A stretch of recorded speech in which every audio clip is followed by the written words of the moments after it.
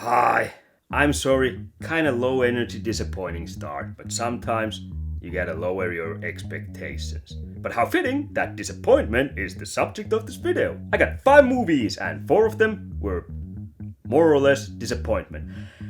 Not saying there's actually any bad movies, no, there's actually pretty goddamn great movies in this pile too, but I have high standards. I mean, I demand the best, just like my hair. Okay, it's thin and kinda dying. I think I might need to put it out of misery. No, I'm not shaving it bald. I'm going Hulk Hogan, damn it. Anyway, let's start checking out the movies. We'll start with the only one that wasn't actually disappointing on any level, and it was fantastic. It was just as great as I remembered, if not even greater. I loved this movie. This is so awesome. I got it, it was cheap. I've had the sequel for the longest time, but I was always missing part 1, and now I got it and I rewatched it. It's probably been like 20 years since I last saw this, and this is probably the movie that started the whole body cop genre, or at least made it more popular. I could be totally bullshitting you here, but 48 Hours. You know, you are real stupid for a cop, man. You're following this guy too close. Yeah, well, most cops are pretty stupid, but since you landed in jail, what the hell does that make you? Well, technically it's not body cop, it's a con and a cop that have to team up together to find out bad guys. 48 hours, that's how long they have, because that's all the time Eddie Murphy's character, who is the con, has to stay out of jail and help Nick Nolte, who is a cop, to find a couple of criminals, one that escaped from prison and one who helped him escape. I gotta say, this is still one of my favorite body cop movies ever. It's not as comedic as I remember, though. This was kind of serious. I was surprised when I rewatched this, but yeah, still really enjoyed this. Actually, I think it's kind of better in that way when it's more serious than, you know, all over comedy in it. It does have some comedic elements in it, but mostly it's just really serious, and this is probably the most racist body cop movie ever. It's fantastic, I love it. Racism, that's always great. No. Nick Nolte is probably the most racist cop ever. And I ain't saying Eddie Murphy is any better, but yeah, they keep insulting each other with their worst fucking names you can come up with. Not a very popular place with the brothers. My kind of place. Always like country boys. They're sure as hell don't like you. There is the obvious N-word. Obviously. There's what was that? Actually, now that I think about it, I probably shouldn't repeat them here on camera. 48 Hours, there's James Remar, who is the criminal who they're after, who escaped from prison, and he's helped by Billy was his name in Predator. Sonny Landham, that big giant Indian guy, Native American guy. Love him. Always dug him in everything I saw him in. But he didn't really do too much. He was in this, he was in Predator, he was in, Southern Comfort or something? That's another Walter Hill movie. This is directed by Walter Hill too, who made The Warriors, which I happen to have the shirt on. Love him, one of my all-time favorite directors. I should do my favorite directors list. Yeah, wasn't he like some kind of drunk uncle in Best of the Best 2? Maybe 1? It's been so long since I saw those movies. I gotta get the box with all 4. I know 3 and 4 kinda suck, but I still kinda want those 2. But yeah, this movie, I highly recommend it. If you want a body cop movie and you're not squeamish when it comes to, you know, or easily offended when it comes to racist slurs and all that kind of stuff, this is fucking great. This had, I had forgotten about, this had like tons of great actors in it. Eddie Murphy, Nick Nolte, like I said, James Remar, love him, always loved him, and Sonny Landham, love him. Weirdly though, now that I think about it, didn't Sonny Landham, he had a political career, but that went to shits because he yelled the N-word or something. I don't know how that goes, he's Native American. I guess they can't say it either, huh? Well, I don't know. I should probably look into this stuff way more, but I just kinda sometimes wonder about stuff, and I never check it, because, well, what would I wonder next? But yeah, this actually had the same guy who played Luther in The Warriors 2. Love that guy. I can never remember his name. And actually in this movie, he was also called Luther. David Patrick Kelly. Look, asshole, you just took a shot at me. I think you do know where Gans is. Who gives a fuck what you think? He was also in The Crow. But yeah, he was in this, and Frank McRae was in this. Name I didn't know until now when I watched it, but I've seen him. He's probably the best police captain ever in movies. In this one and in Last Action Hero, he's like that over-the-top, kind of stereotypical, always angry, shouting police captain. If you screw up, I can promise you, You're going down. He does that better than anyone else. Anyway, we don't got 48 hours, so I'm just gonna move on because I really want to get into my disappointments here. So yeah. Next movie I have came out in 1970, and this was definitely probably the worst movie of this pile. And it wasn't a bad movie. This was like a kind of mediocre. So that was the word. So I did pretty good in the end, though, even though I had a lot of disappointments. This one especially. This one I got disappointed because of the cast. It stars Christopher Lee and Klaus Kinski. Klaus Kinski is one psychotic son of a bitch. I've just kind of now got into him, you know. I've always heard the name, and I saw him in some movie a while ago, and I was like, that guy kind of does look like he could be really psychotic. So yeah, but Christopher Lee is awesome, and Christopher Lee's biggest role, Dracula, which he plays here too, in Count Dracula. Dracula is the king of the vampires. Bram Stoker's original horror classic. Now don't get it twisted though, this isn't one of those Hammer Dracula movies. I need to see those. I really want to see those. I don't remember much. I've seen one or two of those. But yeah, Count Dracula. Christopher Lee actually wanted to do a Dracula movie that's more faithful to the book. So that's why he made this, but this was, well, I haven't read the book, so I don't actually know what's in the book, but is this really more faithful to the book? This was just kind of boring, lackluster. With cast like this, it was good for one watch, but I was kind of bored also. I'd say mediocre. Like this skipped the whole boat ride. I mean, wasn't that, I'm not sure if that was in the book. I think it was. I mean, it's been pretty much in every Dracula thing ever. Didn't they just like last year make a movie just about the boat ride? Someone's Last Voyage or something. I watched that too, and it was alright. Probably won't watch it again. But yeah, also there is one specific reason why I got this and why I'm probably going to be buying Dracula movies now for a while. I remember a Dracula movie when I was a kid. I can't fucking remember which Dracula movie it was. And I loved it as a kid. I want to see it again. That's why I'm gonna be starting collecting probably Hammer Dracula movies. Because I'm pretty sure it's one of those. And I'm pretty sure Christopher Lee was Dracula in it. Pretty sure. That's the problem. And I remember bits and parts from it. There was a guy who went in the village at the start of the movie, and I think he was attacked by wolves then. He woke up in the village, and that's like the regular just Dracula story. I can't remember if he wanted to get into the castle or if he just kind of was going somewhere and got lost and ended up in the castle. It's been bugging me for the longest time now, and it's driving me nuts. I want that movie, so yeah, I'm gonna start buying Hammer Dracula movies. God damn it. But yeah, this wasn't it, and this was kind of a letdown. Klaus Kinski, he played the role of Renfield, and yeah, I heard he ate real bugs. He's real method actor, and like I said, kind of psychotic from what I've heard. So yeah, that was interesting, but Whoever falls beneath his spell craves the blood of living beings. not much else. Oh, also, one of the reasons why I got this, I saw that Fred William is in this. So I got really excited. Turns out it was Fred William, and I mixed him with Fred Williamson, if you know that black actor. I love him. He was especially From Dusk Till Dawn. Also, I just saw the original Inglourious Basterds where Fred Williamson was, and I really want to get more Fred Williamson movies. Fred William, though, well, he can go screw himself. And no, I'm sure he's a fine guy, but yeah. Welcome to my house. Count Dracula. I am Dracula. It was a letdown. It was a disappointment. Let's just move on. Next movie I have is the Western of the week or month or year, however often I do these videos and actually have Westerns in this. I usually do, but this one, I wanted to see this for the longest time. So I got this because I found this cheap, and it wasn't what I expected. It's not spaghetti Western, it came out in '69. Nice. But yeah, it's one of those American Westerns, and I always prefer spaghetti Westerns over those because they're more gritty, they're more dirty, they're more just, I don't know, more brutal and more stylish in my opinion. But there have been really good ones, American Westerns too. Last one I got was, I think it was Missouri Breaks or something, which had Jack Nicholson and Marlon Brando. Loved that movie, that was great. This one, well, it's Butch Cassidy and Sundance Kid. Then you jump first. No, I said. What's the matter with you? I can't swim!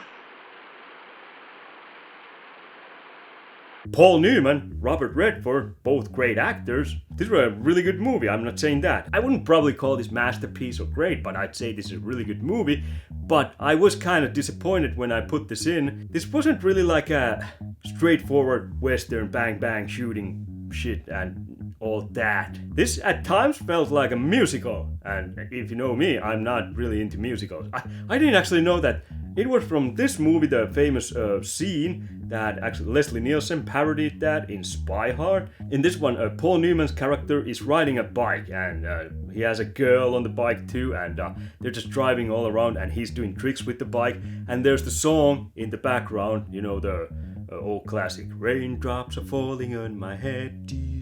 Raindrops are falling on my head, they keep falling. So I just did me. Anyway, everyone probably knows that song, but yeah, I didn't know that was from this. That was kind of weird. I was just waiting for straight up, possibly good, gritty, shooty, straight up Western movie, but no, this one had some kind of romance factor in it, which was kind of weird, because I believe the girl was Robert Redford's girlfriend, and Paul Newman also loved the same woman, so yeah. But if you know Butch Cassidy and Sundance Kid, they were outlaws, and they robbed trains, and at one point there was this special agent, marshals, some kind of gang, I don't remember. It's been a little while since I watched this actually, so yeah, that's why it's kind of hazy, because I bought this kind of, I think I was still editing my last pickups video, so around there, so some kind of law enforcement gang is after them. I kind of dug that they didn't really show them, they always showed them from afar, and they were escaping. It had this kind of really cool escape moment in the movie, which was actually really long, where they were just riding away from those. They always kept looking back, and they kept seeing that gang after them, and I thought that was just really well made, and how they escaped, and well, later on they have to escape the country. I can't remember where, some Southern American country it was. The next time I say let's go someplace like Bolivia, let's go someplace like Bolivia. Next time. Because they're outlaws, I didn't really know Butch Cassidy and Sundance Kid that great, but I kind of had this feeling that it'll end up in some kind of big dramatic showdown, and it did, and that was kind of cool too. But overall, I was kind of waiting for a whole different type of Western. This one, it kind of took me by surprise. I'll watch this again at some point, and yeah, now I'll know what to expect. I'll have that edge compared to first time watch, so yeah, maybe I'll love it more then, when I know what I'm getting actually. Next movie I have is one that I loved as a kid. I loved it. I bought it, I've seen it last time as a kid, and it wasn't as good as I remember. It wasn't like a huge disappointment. I still love this movie. It's got Clint Eastwood. Clint Eastwood, you know, he doesn't make bad movies. I can't think of any. But yeah, it's a war movie, and it's one that's called Heartbreak Ridge. My name is Gunnery Sergeant Highway, and I've drunk more beer and pissed more blood and banged more quiff, busted more than all you numbnuts put together. Love the movie, but god damn, this one has Mario Van Peebles, who he's been in some things I enjoyed, but he was always kind of in a kind of B-tier movies, maybe even C-tier, you know, action movies or something like that back in the 90s, if I remember correctly. I just always remember seeing him in some really low-budget crap, which I usually like, because I like low-budget crap. In this one, he was well, let's just say, this movie is the closest we'll ever get of Clint Eastwood being in one of those Mighty Duck movies. Now, if you know Mighty Ducks, the first one was with Emilio Estevez, where he's coaching a kids' hockey team, and all the kids are these kind of annoying, weird characters, and I loved that movie as a kid. I'd have to see it again, but I don't think I'd like it as much these days, but I still might enjoy it. Hell, I still enjoy Mr. Nanny, so I'd probably enjoy that too. But yeah, here, Clint Eastwood is assigned to be the drill instructor for a bunch of Marines, and my god, they're annoying, especially Mario Van Peebles. It's so... I wanted to punch my TV whenever he was on screen. It's... oof. Let's have it. And what you talking about, man? The money for my ticket. No need to use unnecessary violence, man. I'm a Capricorn, man. I'm a peace lover, really. Gene Hackman actually complimented this movie because he was in, I think, Marine Corps or something like that, and he said this was real accurate description of that, and shit, if I would have been back then and it had been like that in Marine Corps, I would have probably shot myself. just to get away from that shit. Oh god, they're like babies. They're like overgrown babies. Now every American's gonna be pissed because I'm calling. No, I'm saying the characters in this movie. If you believe Gene Hackman, then yeah, probably real soldiers too. But Hit the road, Jack, and don't you come back. No more, no more, no more, no more, no more. I've never seen soldiers as goddamn annoying as in this movie. But they did come through at the end, though. You know, they had a little war scene, and yeah, that was enjoyable. And I really enjoyed Clint Eastwood in this, and kind of made sense at some points, you know, for them being such goddamn annoyances. That pissed me off. But still loved the movie, and I'm definitely gonna watch this again at some point. Definitely, because, you know, I just love it. It's a great movie. I ain't saying that, but yeah, they were way more annoying than well, actually, when I was a kid, I probably loved them too, you know, a lot. But yeah, now as an adult, oh god, no, I just wanted to punch myself in the face whenever Mario and Peebles was on screen. They're doing something cool. But still, despite that, I think his character and Clint Eastwood's character, who was the drill instructor, kind of complemented each other, and they worked nicely. It was kind of like buddy cop movie, where the other one's really serious and the other one's just kind of a loose weirdo comedic relief character or something like that. It's just, I think it worked great, their chemistry in that sense. But man, I still wanted to punch Mario and Peebles in this movie. I don't remember wanting to punch him in other movies. In this one, yeah, god damn it. Anyhow, like I said, this was kind of a war movie. Well, it's 2 hours and 10 minutes pretty much, and the last half hour was the war. It was the war in Grenada, which I had totally forgotten that was a thing. But I remembered that I heard somewhere that during the 80s, because of the Vietnam War, and correct me if I'm wrong, but everyone was kind of down. It was a loss, so they wanted something more upbeat, so they made this movie about the Grenada War, because that was a victory for US, so it would lift the spirits. But that was I mean, war is always terrible, and you know, my condolences to anyone who lost their, well, watching this movie, not many lost their lives. But yeah, that's kind of like losing the world championship boxing match, and to make yourself feel better, you go outside and punch a kid in the face and steal his lollipop. Weird war. Nobody ever really talks about that war from what I know, but probably for a good reason. But great movie still. I love it. I really enjoyed the time when Clint Eastwood was that drill instructor, and he had this ragtag gang who were just, you know, they didn't really want to play by the rules, so he had to set them straight and, you know, make soldiers out of them, make men out of boys, and yeah, that whole training process and that was kind of great. Like I said, this is the closest thing we'll ever get Clint Eastwood being in Mighty Ducks movie. Kind of a disappointment in a way that I loved this as a kid. Now I didn't really love this that much, but still really enjoyed it, and I do think this is a great movie. And yeah, even though I wanted to punch myself when Mario and Peebles was on screen, but yeah. And then we'll get to the last movie of this pickups video, which I really wanted to see this. I was kind of afraid to see this, but I really wanted to see this. So I bought it and I saw this, and this was actually a great movie, I'm not saying that. A really good movie. It's just that the original is a masterpiece, so this felt really weird, and yeah, it's Blade Runner 2049. If taking you in is an option,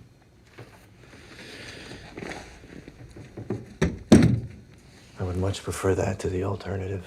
Now, this was directed by Denis Villeneuve, who I'd say he's goddamn master when it comes to audio and visual style. You know, he's got that thing going for him. Unfortunately, when it comes to storytelling elements, I saw the first Dune, first part. I still need to watch second, but the first one was, I really liked the style again, but the storytelling was kind of slow. This one, it was better. I dug this way more than Dune, the part 1. So, you know, I have little faith in Dune part 2 now. Little more faith in that one. And I didn't hate the first Dune, you know, the Dune part 1. I still want to see Dune part 2 at some point, but it might take some time, because I really gotta be in the right mood to watch that. But this was good story. I really enjoyed it. It was intriguing and all, but I have problems with this one.